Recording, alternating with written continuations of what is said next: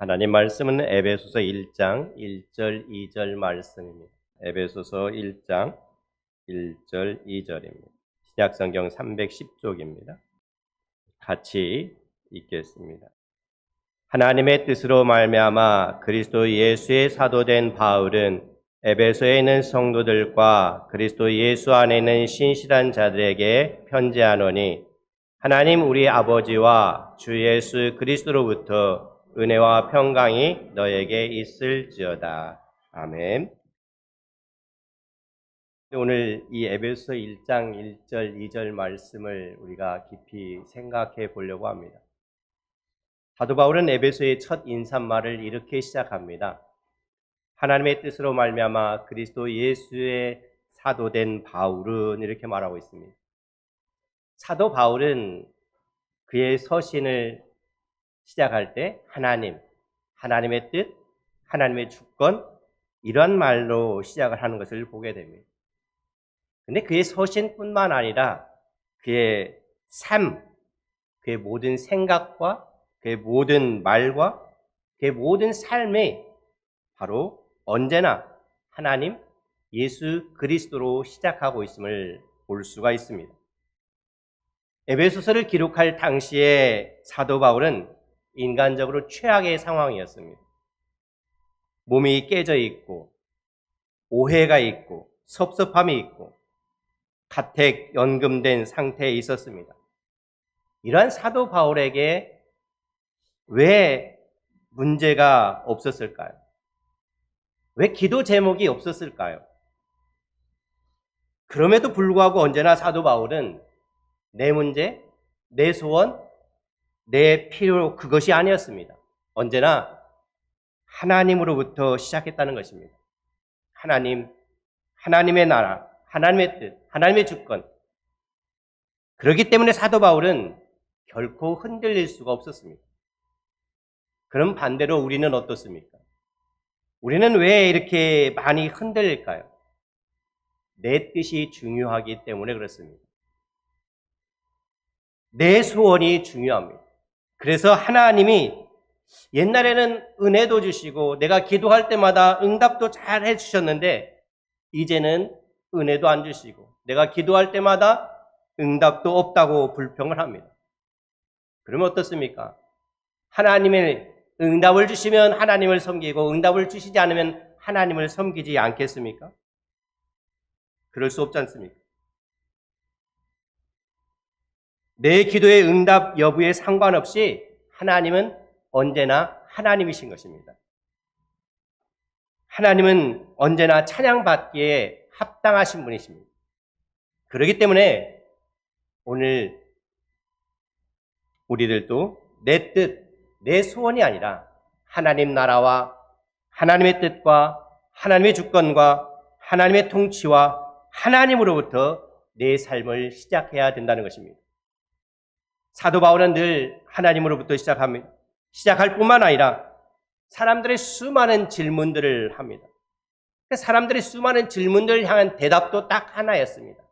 그 대답은 오직 예수 그리스도였다는 것입니다. 사람들은 사도 바울의 어떤 특정한 행동들, 결정을 이해할 수 없을 때가 있었어요. 사도 바울이 3차 전도여행을 마치고 예루살렘으로 들어가려고 합니다. 예루살렘에 들어가려고 할 때 많은 사람들이 말립니다. 예루살렘에 들어가면은 반드시 해를 당할 것입니다. 라고 말을 합니다. 결박을 당할 것입니다. 라고 말합니다. 그러나 사도 바울은 예루살렘에 가면은 어떤 내용인지 모르겠지만 결박 당할 것을 분명히 압니다. 그런데도 그는 예루살렘을 향해 갑니다. 왠 줄 아세요? 예수 그리스도 때문입니다. 사도 바울에 대한 수많은 질문들, 왜 그렇게 하셨습니까? 그건 당신에게 손해가 아닙니까? 당신이 오해받지 않습니까? 당신이 맞지 않습니까? 당신을 모두가 거절하고 어떤 사람도 환영하지 않는 그 장소에 왜 가려고 하십니까? 그럴 때마다 그 모든 질문의 대답은 오직 하나, 예수 그리스도였다는 것입니다. 우리도 예수 그리스도가 사람들의 질문에 대한 우리 답이 되었으면 좋겠습니다. 여러분 오늘 나의 소망이 어디 있는지 아십니까? 예수 그리스도 안에 있는 것입니다. 내 자녀를 책임져 줄 그 모든 지혜와 능력의 근원이 어디에 있는 줄 아십니까? 오직 예수 그리스도 안에 있는 것입니다. 내가 사업을 합니까? 누구를 가리킵니까? 일을 하십니까? 그 모든 능력의 근원은 오직 예수 그리스도 안에 있다는 것입니다. 알 수 없는 나의 미래는 누구의 손에 있는지 아십니까? 그건 예수 그리스도 안에 있는 것입니다. 어떤 것도 답이 되고 싶지 않아요. 오직 답은 예수 그리스도만이 답이 될 것입니다. 누가 오늘 지금 그 답이신, 유일한 답이신 그 예수 그리스도를 붙들고 사시겠습니까? 이해가 되지 않는 상황에서도 예수를 붙잡고 싶은 것입니다. 먼저 그의 나라와 그의 의를 구하고 싶은 것입니다. 왜 내게 필요한 것이 없겠습니까? 왜 내게 기도 제목할 것이 없겠습니까? 기도할 내용이 너무너무 많습니다. 너무너무 많아요. 그럼에도 불구하고 무릎을 꿇을 때 가장 먼저 하고 싶은 것이 뭐냐면은 하나님의 나라인 것입니다. 나의 모습, 나의 삶을 통해 주님의 뜻이 이루어지기를 원하는 것입니다. 주님의 나라가 이루어지기를 원하는 것입니다. 우리가 그렇게 할 때 흔들리지 않는 삶을 살 수가 있는 것입니다. 그래서 사도 바울은 이어서 이렇게 말합니다. 에베소에 있는 성도들과 그리스도 예수 안에 있는 신실한 자들에게 편지하노니, 여기에 보면은 에베소 성도들과 그리스도 예수 안에 있는 신실한 자들 이렇게 말하고 있죠.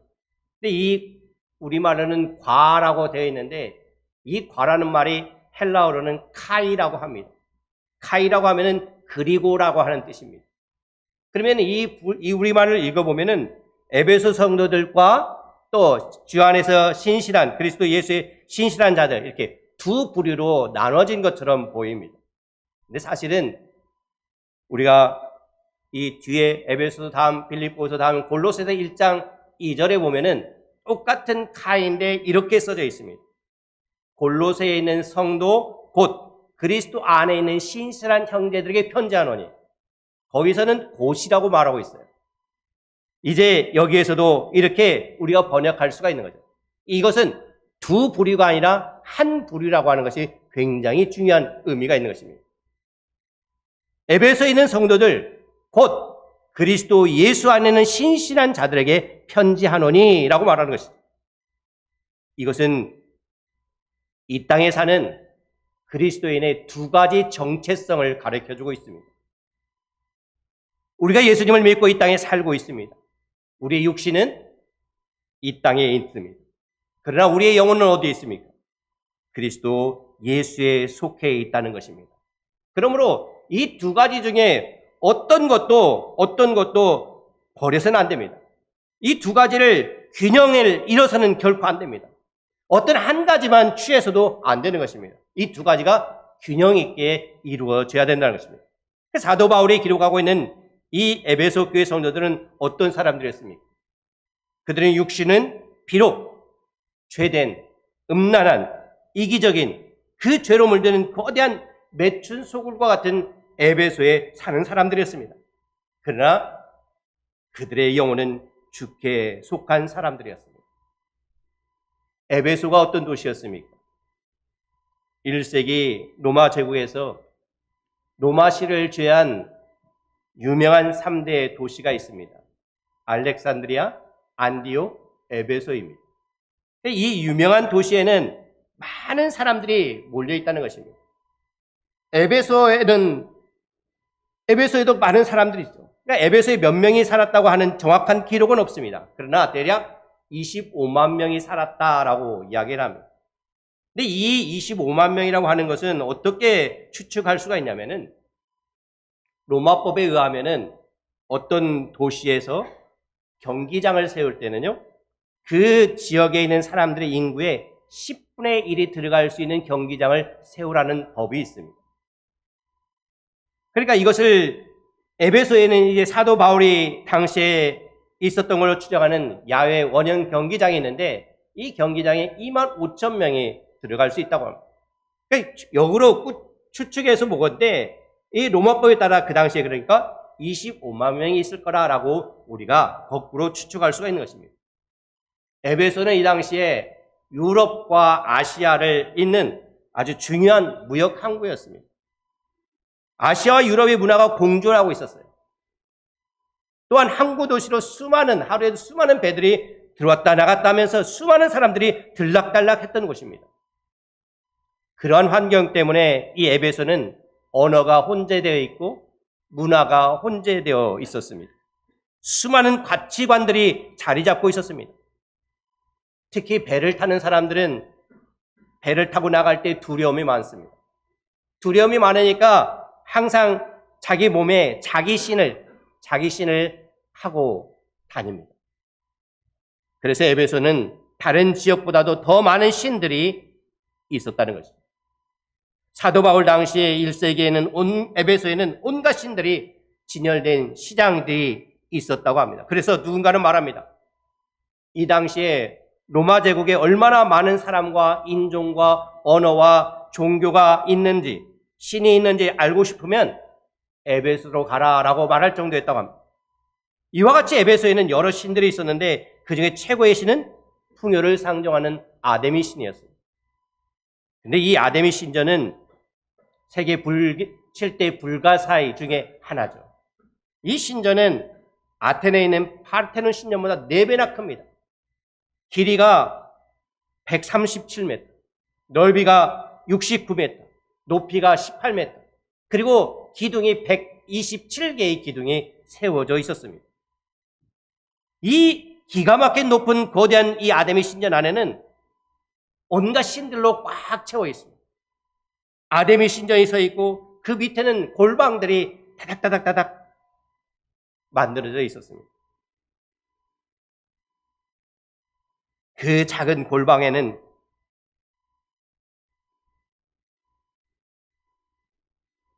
아데미를 예배하는 방식이 그 작은 골방에서 좋게 말하면 여자 사제들이고 정확히 말하면 신전 창녀들이 거기에 있었습니다. 그래서 그 신전 창녀들과 성관계를 맺는 것이 그들의 예배였습니다. 그러니 그 음란함은 상상을 초월합니다. 그래서 에베소를 거대한 매춘 소굴이라고 부르게 된 것입니다. 기록에 의하면은 그 당시 특별히 에베소와 고린도 지역은 성욕과 식욕이 같다라고 말합니다. 얼마나 음란한 곳입니까? 당시에 발견된 스펜티리아라고 하는 것이 있습니다. 스펜티리아라고 것은 작은 동전이죠. 공식화된 동전이 아니라 그 지역에서만 사용될 수 있는 동전입니다. 이 동전을 보면 앞면에는 로마 황제가 새겨져 있습니다. 그런데 그 뒷면에는 뭐가 새겨져 있냐면 남녀가 성관계하는 장면이 적나라하게 거기에 있습니다. 그런 동전이 있습니다. 그러니 어떻습니까? 아이가 태어나자마자 가지고 놀 수 있는 것이 바로 그런 것이었습니다. 그런 문화였습니다. 그것을 보고도 하나도 이상하게 생각하지 않습니다. 문만 열면은 음란한 행위들, 음란한 말들, 농담들, 그런 장면들, 아주 처참한 도시가 바로 에베소였습니다.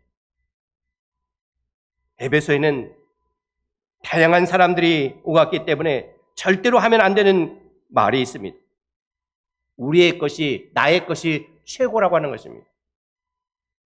다양한 문화, 언어, 종교, 인종이 섞여 있었기 때문에 암묵적으로 절대 하면 안 되는 말이 내 것이 최고야 라는 것이죠. 바로 그런 곳에서 바울은 2년 반 동안 복음을 전했다는 것입니다. 바로 이런 곳에서 사도 바울은 너희들이 섬기는 것은 다 우상이라고 말하는 것입니다. 그리고 예수만이 최고라고 말하는 것입니다. 이렇게 말하는 것은 절대 쉽지 않습니다. 에베소 도시의 부득이에 눌렸지만 그 눌리는 압박감 때문에 절대로 꺼내면 안 되는 말들이었습니다. 그러나 사도 바울은 그 모든 것을 이겨내면서 복음을 증거한 곳이 바로 이 에베소라고 하는 것입니다. 그 복음을 증거하다가 사도행전 19장에 보면은 데메드리오라는 사람이 등장합니다. 이 데메드리오는 은장색이었죠. 그러니까는 어느 신을 만들어서 파는 사람이었습니다. 그 사람들에 의해서 사도 바울이 죽이림을 당하려고 했잖아요. 그런 곳에서 복음을 선포한다는 것 절대로 쉽지 않습니다. 수많은 종류의 우상들이 있습니다. 에베소의 시작에 나가면 수많은 신들이 형형색색 진열되어 있습니다. 우리들이 베스킨 라빈스에 가면 아이스크림들이 형형색색 있듯이 시장에 그렇게 신들이 진열되어 있습니다. 그러니까 그 형형색색의 신들이 있는데 진열된 신이 사람을 택하는 것이 아니라 사람이 신을 택합니다. 시장에서 신을 선택하는 이유가 뭐겠습니까? 내가 원하는 것을 얻으려 하기 때문에 그렇습니다. 예를 들어서 어떤 사람이 신을 선택했는데 내가 원하는 것을 얻으려고 선택했는데 그 아이를 못 낳는 사람이 그 신을 선택하고 나서는 신이 그 아이를 낳게 했다는 거죠. 그러면 사람들이 어떻게 하겠습니까? 바로 옆집에 사는 사람이 나에도 아이가 낳고 싶은데 하면서 그 신을 섬겨서 아이를 낳는다고 한다면은 바로 그 신을 선택한다는 것입니다. 그러나 아무리 옆집에서 이 신을 선택할 이득을 보았다고 할지라도 이것이 나에게 이득이 없으면 그 신을 갖다 버리는 것입니다. 언제든지 신을 버릴 수가 있습니다. 나에게 도움이 된다 하면은 선택하고 나에게 도움이 되지 않는다고 하면은 버리는 것입니다. 또 다른 것에 가서 다른 시장에 가서 다른 신을 선택하는 것입니다. 에베소 사람들은 신을 선택해서 자신의 유익, 소원, 원하는 것을 이루지 못하면 언제든지 신을 버리고 다른 신을 선택한다는 것입니다. 이것이 에베소의 문화였습니다. 사람이 신을 선택하는 기준이 무엇겠습니까? 그 기준은 자신이 원하는 것을 누가 더 빨리 들어주냐는 것입니다. 그러므로 좋은 신, 좋은 능력에 있는 신의 기준은 그 신의 성품이 어떠다든지 이름이 어떻다든지 출신과 아무 상관이 없어요. 중요한 것은 오직 내 소원뿐이에요. 내 소원이 이루어져야 되는 거예요. 아무리 다른 사람이 좋다고 해도 내 소원이 이루어지지 않으면 그것은 좋은 신이 아니에요. 다른 사람이 아무리 나쁘다고 말해도 이 신을 통해서 내가 이익이 얻어지고 내 소원이 이루어졌다고 하면 그 신은 좋은 신이었다는 거예요. 사람이 신을 선택하고 그 선택의 기준은 자신의 필요했던 것입니다. 바로 그러한 상황에서요, 하나님은 사도 바울을 통해서 이렇게 말하는 것입니다. 너희가 나를 선택한 것이 아니라 내가 너희를 택했다. 그것도 창세 전에 그리스도 안에서 하나님 우리를 선택했다라고 선포하고 있다는 것입니다. 그런데 문제는 에베소 문화가 어떻습니까? 사람이 신을 선택하는데 그 기준은 자기의 유익을 얻기 위한 것으로 인식하고 있다는 것입니다. 그래서 에베소 사람들은 자신들의 생각으로 이렇게 말했는데 하나님이 나를 선택했어? 그러면 하나님이 무엇인가 유익을 얻기 위해서 나를 선택했을 거야 라고 생각을 한다는 것입니다. 자신들이 자신들의 유익을 위해서 신을 선택한 것처럼 하나님도 나를 선택하신 것은 무엇인가 유익을 얻기 위해서라고 생각한다는 것입니다. 그러나 하나님이 나를 창세 전에 선택한 것은 에베소서 1장 4절 5절에 이렇게 말합니다. 거룩하고 흠이 없게 하여서 자기의 아들을 되게 하기 위해서라고 말하고 있습니다. 하나님이 나를 택한 것은 거룩하고 흠이 없게 해서 하나님의 자녀 되기 위해서 나를 택했다라고 말하고 있습니다. 이것이 하나님의 유익입니까? 아니면 나의 유익이 됩니까? 이것을 바꾸는 것이 죄인 것입니다. 이러한 에베소 문화에서 다시 한번 생각해 보세요.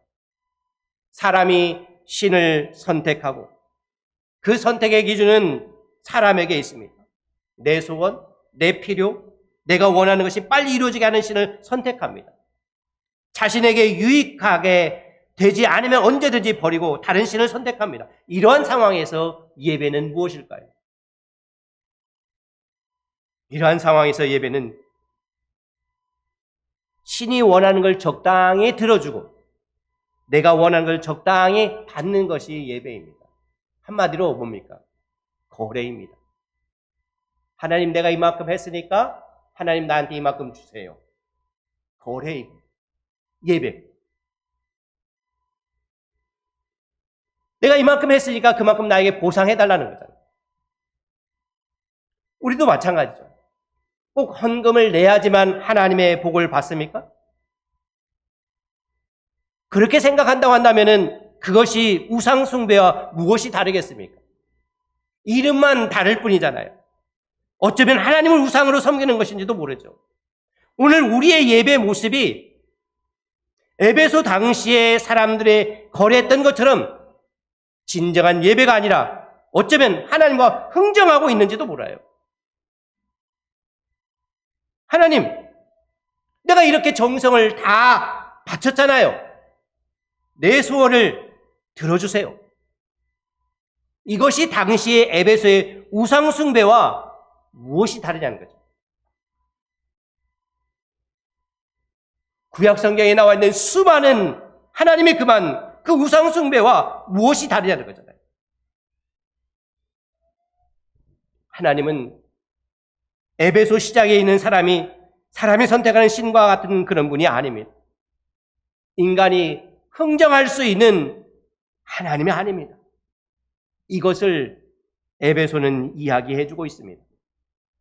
하나님은 우리가 구하는 거나 생각하는 모든 게 넘치도록 하신 분입니다. 우리가 읽진 않지만 1장 3절에 이렇게 말합니다.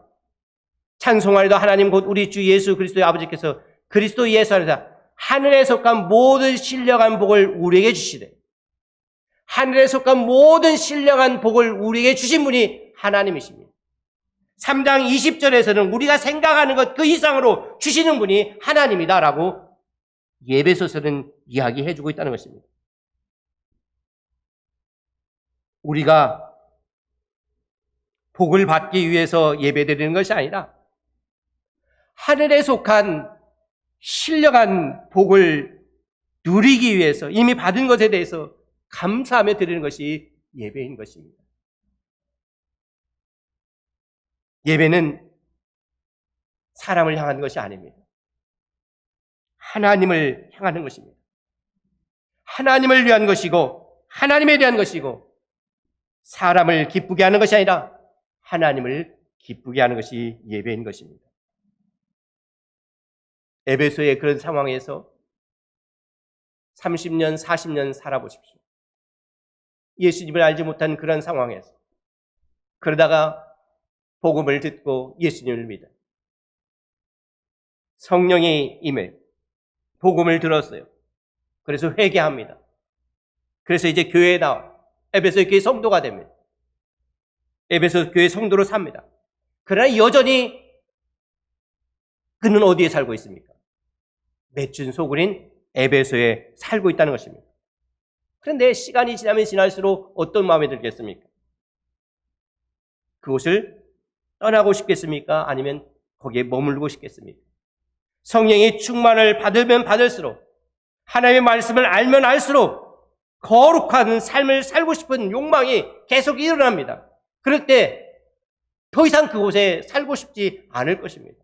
아, 이 더러운 곳, 내가 어떻게 이곳에서 살 수 있어? 아마 이 에베소를 떠나고 싶을 것입니다. 그런데 사도 바울이 말한 것이 뭐냐면요, 그것을 떠나지 말라는 것입니다. 너의 죄된 에베소를 더 깊이 들어가라고 말하고 있습니다. 떠나지 말라는 거죠. 그래서 떠나지 말고 성도의 삶을 살아라 라고 말하고 있어요. 성도가 뭡니까? 거룩한 사람들? 다시 말해서 분리된 사람이 아니라 구별된 사람입니다. 너는 에베소를 떠나지 말라. 아무리 에베소가 음란하고 거대한 매춘성을 갖고 서로 거짓된 음란과 이기심과 질투와 사람에게 저주를 걸고 사주를 거는 그런 악한 죄악으로 가득한 곳이라 할지라도 아무리 떠나고 싶다 할지라도 떠나지 말라고 말합니다. 그리고 사도 바울이 권하는 것은 뭐냐면은 그 에베소로 너의 에베소로 더 깊이 들어가라는 것입니다. 그래서 분리된 삶이 아니라 그 안에서 구별된 삶을 살라라고 말해주고 있습니다. 지금 여러분이 살고 있는 곳은 어떤 곳입니까? 우리가 살고 있는 것은 어떤 곳입니까? 권모, 술수가 팔을 치료, 다른 사람을 짓밟지 않으면 내가 짓밟힙니다. 늘 긴장 관계 속에 살아갑니다. 잘 보여야 됩니다. 줄을 잘 서야 된다고 하죠. 적당히 속여야 됩니다. 돈을 벌기 위해서는 사람을 속여야 됩니다. 너무 싫습니다. 그런데 과거에는 별 문제가 되지 않았는데 내게 성령이 임하고 말씀을 듣고 말씀을 듣는 가운데 너무너무 싫은 거예요. 떠나고 싶어요. 그럴 때 떠나지 말라는 것입니다. 하나님이 여러분을 이곳에 두신 이유가 있다는 것입니다. 여러분을 두신 그 에베소에 더 깊이 들어가라는 것입니다. 단 거기에 들어가서 거기에 물들지 말라는 것입니다. 거기에 들어가서 타협하지 말라는 것입니다. 거기에 들어가서 그들과 손잡지 말라는 것입니다. 하나님이 여러분에게 주신 그 에베소로 더 깊이 들어가서 분리된 사람이 아니라 구별된 삶을 살아라 라고 이야기해주고 있는 것입니다. 어두울 때는요, 작은 불빛이 더 빛나는 것입니다. 짙은 절망 가운데 있을 때 작은 소망이 더 찬란하게 빛나는 것입니다. 빛의 자녀로 삶을 살아야 되는 것입니다. 명절날 가족들이 모일 때 참으로 예수님을 믿지 않는 사람들과 만날 때 만나기 싫고 만나기 싫지만은 주님께서는 우리에게 말합니다. 더 깊이 들어가서 구별된 삶을 살아내라고 말하고 있는 것입니다. 타협하지 말고 거기에 물들지 말고 그 음란함에 거짓의 속임에 여러분들 물들지 말고 성도로서의 삶을 살아가는 것입니다. 그런데 이것이 쉽지 않습니다. 절대 쉽지 않습니다. 그러나 이길 수 있는 것입니다. 이겨낼 수 있는 것입니다. 소금으로서의 역할, 빛의 자녀로서의 역할을 에베소의 깊은 곳에 들어가서 하라고 말하고 있는 것입니다. 이 땅에 그리스도인의 두 가지 정체성은 우리의 육신은 지금 서울에 있습니다. 그러나 우리의 영혼은 예수께 속해 있다고 하는 것입니다. 사도 바울이 만일 우리에게 편지를 쓴다고 한다면 뭐라고 쓰겠습니까? 하나님의 뜻으로 말미암아 그리스도 예수 안에서 사도된 바울은 서울에 있는, 서울 서초에 있는 성도들과 그리스도 안에 있는 신실한 자들에게 편지하노니 라고 말할 겁니다. 절대로 여러분의 에베소를 떠나지 마시기를 바랍니다. 더 깊이 들어가셔서 구별된 삶을 사시기를 바랍니다. 그 죄에 물들지 마시기를 바랍니다. 그리고 거룩하게 사는 것입니다. 그것이 하나님께서 그리스도인 그의 자녀들에게 주신 정체성이기 때문에 그렇습니다. 오늘 우리는 어떻습니까? 성도라고 하는 이 단어는 너무너무 가치 있고 귀중한 것입니다. 아무하게나 부어주는 이름이 결코 아닙니다. 내 주변이 아무리 죄악으로 가득 찼다 할지라도 내가 성도의 삶을 살면은 그곳은 하나님이 계시는 거룩한 곳이 되는 것입니다. 여러분이 가는 곳마다 하나님이 임하는 거룩한 장소가 될 것을 소망하시기를 바랍니다. 기도하겠습니다. 사랑의 아버지 하나님, 우리는 때로는 이 땅에 사는 것이 참으로 힘들고 괴롭습니다. 빨리 하나님 나라에 가는 것이 소원인지도 모릅니다. 그러나 아버지 하나님, 아버지께서 이 땅에 우리를 살게 하신 이유가 있고 목적이 있음을 다시 한번 깨닫게 하심에 감사합니다. 이 땅에 살면서 아버지 하나님 구별된 성도의 삶을 살아낼 수 있도록 도와주시옵소서. 하나님께 모든 영광 돌려드리며 우리 주 예수 그리스도 이름으로 기도하였습니다. 아멘. 지금은 교회의 머리가 되시는 예수 그리스도의 은혜와 세상을 구원하시기 위해 독생자를 보내신 하나님의 사랑하심과 진리와 생명으로 인도하시는 성령님의 감동, 교통하심이 오늘 하나님의 말씀을 듣고 구별된 삶을 살아내는 성도가 될 것을 다짐하고 떠나는 모든 성도들과 그들의 가정과 그들의 사업터 위에 지금부터 영원히 함께 하시기를 우리 구주 예수 그리스도 이름으로 간절히 축원하옵나이다. 아멘.